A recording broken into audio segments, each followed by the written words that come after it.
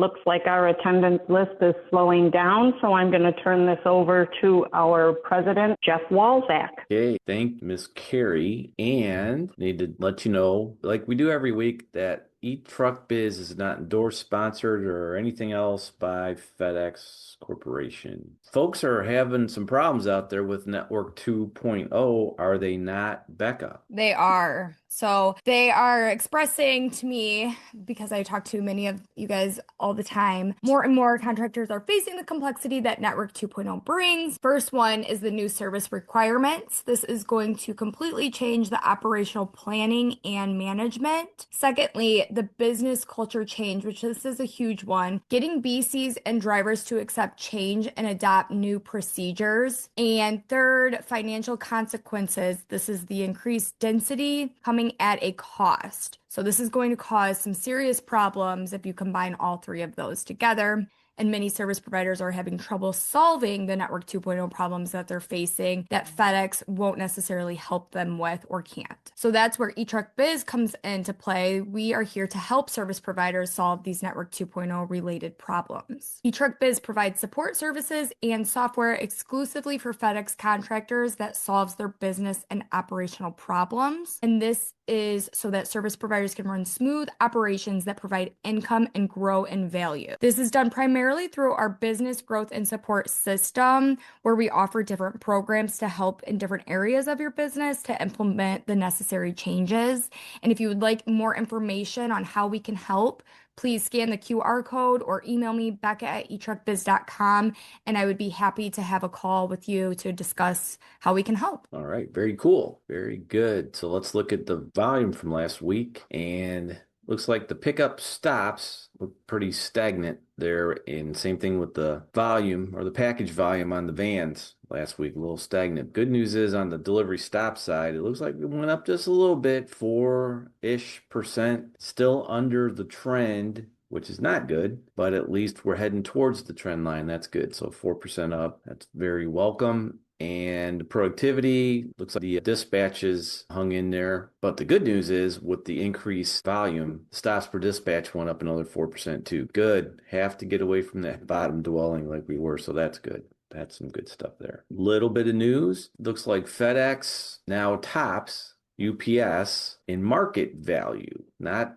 volume yet, but in market value, and it becomes the biggest U.S. parcel firm as far as valuation wise. How about that? So that's some good stuff out there. Now that the operation, thanks to Network 2.0, has become more complex, why something called, and we're going to introduce a new term here, operational entrepreneurism is being cited as a key to success by some of the folks that have already gotten into Network 2.0. So there's videos out there about some people doing well, and there's some people struggling, but it takes something to succeed in the Network 2.0 world. Success in the FedEx space is fundamentally about a different kind of business model, one where the operations in your trucks is everything. So let's contrast a traditional business with the FedEx ISP model. So what the heck do we mean by that? Many regular business with a traditional business in comparison to the FedEx model, many regular business challenges are already solved for FedEx contractors.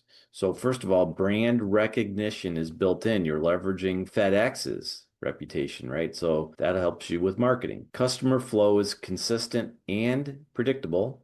Sales are already handled. You don't have to go out there and sell anything. Daily volume is guaranteed. But the good thing there is some of your business risk is mitigated if you know there's going to be revenue, right?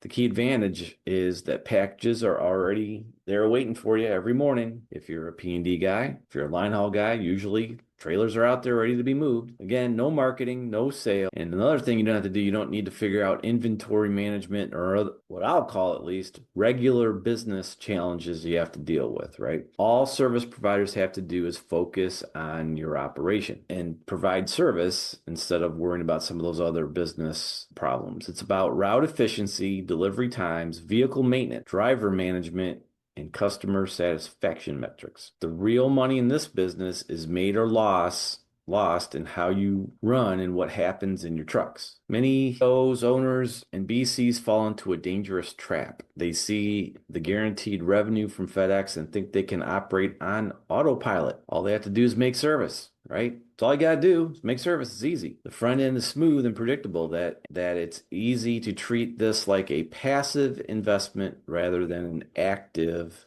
business. And that's what we said, that's one of the traps. The guaranteed revenue creates a false sense of security. People assume that the back end will just run itself. So the good news is there's revenue every Friday. You don't have to worry about it. You don't have to invoice anybody. Don't have to do anything. It just shows up in your bank account. That's good. However, the reality is that FedEx gives you this opportunity, but you have to deliver on the back end. The partnership only works if you execute profitably. This business requires active management and constant attention to detail, right? Hey, Jeff. Hey. Yes, sir. The autopilot, talk about the autopilot. You buy a new business, it's running great. You've been told BC's been there a long time. Autopilot only works when you got the culture set the way you want it to be set. The front end, you're going to put in a lot of time, sweat and tears, blood, sweat and tears. But after you do that and everyone's on the same page, working towards the same goals, then and only then is the autopilot set per se. But you've got to do the work on the front end. That's absolutely right, Bob. So this business, what Bob is talking about, is something called operational entrepreneurship. This is where operations management meets entrepreneurship. And that's the thing here. Most everybody, contractor wise, on this call, and a lot of our clients consider themselves some form of entrepreneur, which is fine. That's good. But we need to be operational entrepreneurs. In the FedEx contracting context, this means literally managing what's happening to trucks. That's where the real business happens. Operational entrepreneurship has three key pillars. First of all, your operating plan. How strong is your operating plan? Before you expect drivers to execute your plan, do you have a solid business operating system like what Becca just told us, the BGS? Do you have that? Do you have a solid system? Does your system make sense? If it doesn't make sense, then guess who knows that? Your drivers, right? Do you achieve driver adoption? Are your drivers committed professionals, or are they treating your business like it's a side gig? The mindset matters, folks. And I think all you on this call, you're on this, watching this video, you have some really good drivers. That's right. But the bad ones, what are we going to do with them, right? What their mindset matters. So closing the gap. Are you taking what you learned from the field, from what's going on in the trucks, and turning it into coaching, other improvements, and wins, right? The key insight: if you don't know what's happening inside your trucks, you're not running a business. You're just a passenger in your business. Awareness and active management are non-negotiable. Many software-only vendors out there promise their routing software will solve all the contractors' problems. It'll optimize your routes, cut stem time, streamline operation, all with minimal effort from you. The reality is software is a tool. Software is not a business solution. It aggregates data and maybe shows a driver an optimal path on a map and maybe performs other cool tasks, but it doesn't run your business for you. Software can't make drivers execute. And that's what it's all about, drivers executing, right? It can't build discipline, accountability, and a culture of efficiency. So Bob, are you still out there? Yes, I am. Does routing software, does that somehow solve all your problems? It gets you from point A to point B. What if the drivers are out there? What if the drivers want to go to point C instead of point B? Well, if they got a good reason, like time commit, they got to get the time commit off first. Let's say they don't have a good. That's fine. Follow the pattern. Follow the system. It's going to save them time and save you money. Load the truck the way it was loaded. It should never be in the back of the truck looking for a package. If there's stuff up front on the 1000s, 2s, 3s, 4s, unload it. Deliver it like the way it was loaded. It will save you time. It'll save them effort and everything else. Plus, it opens up that aisle. What can you do with that aisle? You can put bulk. You're going by that stop.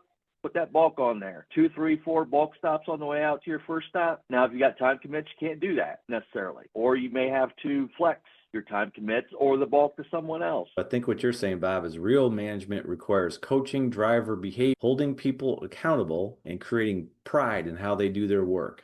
Right? It's a huge part of operational entrepreneurism. So folks should maybe think of it this way. The software tells you where a truck should be. You have to ensure the driver has the training, motivation, and urgency to actually get their efficiency. Don't fall for the magic package myths. Software is valuable, but it's only as good as management and the culture behind it. And I see Mr. Crawford is piped up in the chat and he says, you manage the process, you lead the people. Software provides data. It does not provide leadership. That's absolutely correct. So there is a core distinction we need to hammer home. Software is a tool, not a strategy. We just said that. We've watched too many contractors fall for the myth that ground cloud or beans route solves their problems. If you think this, you're already in trouble, folks. Beans route or ground cloud. Because why? Well, that just does everything for us. No, it doesn't. No, it doesn't. If you're thinking that, then we need to talk, right? Software gives you the visibility and information, that's the hammer, but the blueprint is the plan for what you're actually building. No amount of technology can replace human leadership. You can't code coaching into a software system. Pride in work comes from people, not pixels. Accountability is built through relationships and expectations, not dashboards. Operational entrepreneurs they use information the software provides, but they're present and they're in person providing it. They see a metric spike or dip and ask why, then go talk to the folks, talk to the people, right? Every data point becomes a conversation, a teaching moment, a chance to build culture. Best operators we've seen treat software as an intelligence gathering, and then they do the actual work of leading. And then I also send out their leader information every day, like how they're doing, who's had the speedings and who's had the seat belts. And drivers don't like that. But I'll tell you what, the BC and that I'm working with, they sure do, because it saves them time from having to do that. And that's what we'll do for you. Ground cloud ain't going to do that for you. Beans route ain't going to do that for you. Desk carts. It's not ground cloud. It's desk cart. You're saying a whole bunch of folks unhooked their Veters? Yeah. So why would they think they can do that? Well, at one point, no one knew that was happening. So there was no one to say anything. Yep. But so that's what I'm getting at. Somebody wasn't watching what was going on in the trucks, and folks took the liberty of making life better for themselves, right? So anyways, so what does get into an accident? So yeah. So and then they get sued. What does the operational entrepreneur look to capitalize on? It's not just about getting finished. It's about how they got there. That matters just as much. So you want to look at lots of things when we're talking about watch what's going on in the trucks. Here's a bunch of things to look for, right? Taking shortcuts based on travel preference or personal preference. Efficient routing saves time and fuel. Back of the truck, a disorganized load means wasted minutes searching for packages at each stop. Organization compounds efficient gains throughout the day. Hidden minutes, small inefficiencies add up fast. Look for where time is leaking. These gaps are where you'll find the biggest improvement opportunities. A sense of urgency. It's not about rushing recklessly. It's about maintaining a disciplined, professional pace that respects both the schedule and the equipment treatment. How drivers treat the truck reflects their professionalism. Are they maintaining it as a valuable tool or treating it like they don't care and treating it carelessly? You ever watch what the folks do with them? Use of information, are they leveraging the data systems and tools you've provided or ignoring them and relying on memory and guesswork? System adoption drives consistency, right? It's part of discipline. Discipline creates consistency. And the bottom line is these metrics reveal the quality of execution, not just the outcome. They're where the real performance improvement happens. What's going on in your truck is your business, not all those other things, not sales, not whatever. People hooking Veters is your business. Where are they going with the truck is your business.